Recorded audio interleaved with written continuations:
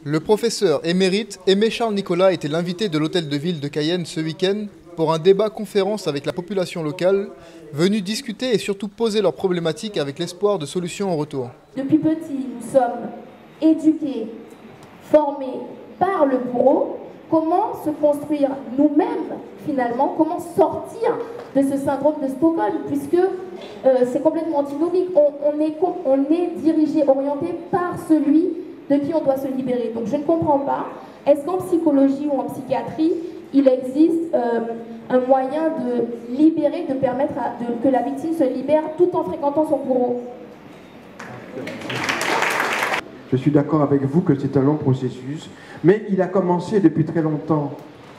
Il a commencé depuis justement la cale du bateau, depuis que les esclaves ont résisté à cette déshumanisation, depuis qu'ils ont tenté le soir de se réunir, de retrouver leur humanité.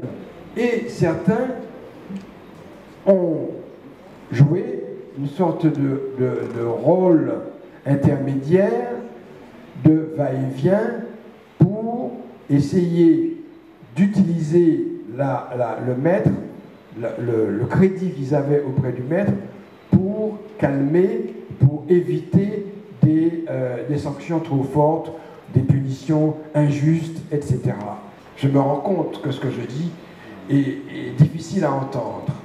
Je suis convaincu que c'est grâce à ces personnes, à ces intermédiaires, que la vie après l'abolition de l'esclavage a été possible. Le sujet sensible et délicat n'aura pas créé de tensions trop fortes, et c'est avec une attitude d'apaisement que le professeur a choisi de répondre aux craintes des uns et des autres.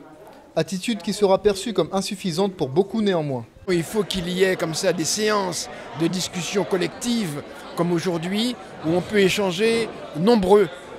Et donc c'est intéressant, là il y avait vraiment, je ne sais pas, 500 personnes au moins. Et donc il y a eu là des prises de parole dont certaines étaient en quelque sorte inquiètes pour l'avenir. Et donc je crois que nous avons collectivement répondu à ces questions inquiètes. Mais en même temps, c'est vrai que le travail continue et qu'ils vont quitter cette salle avec un certain nombre de questions en tête, un certain nombre d'ouvertures sur l'autre, sur l'histoire, sur le savoir. Et ça, je pense que ça, c'est vraiment très réconfortant. Il est important que les commémorations de l'abolition de l'esclavage se fassent collectivement avec, si possible aussi, une certaine festivité. Donc il faut que ce soit une commémoration joyeuse et puis il faut que les jeunes soient attachés, soient intéressés, il faut qu'ils soient associés. L'événement s'est toutefois terminé sur une séance de dédicace pour les nombreux titulaires de son livre.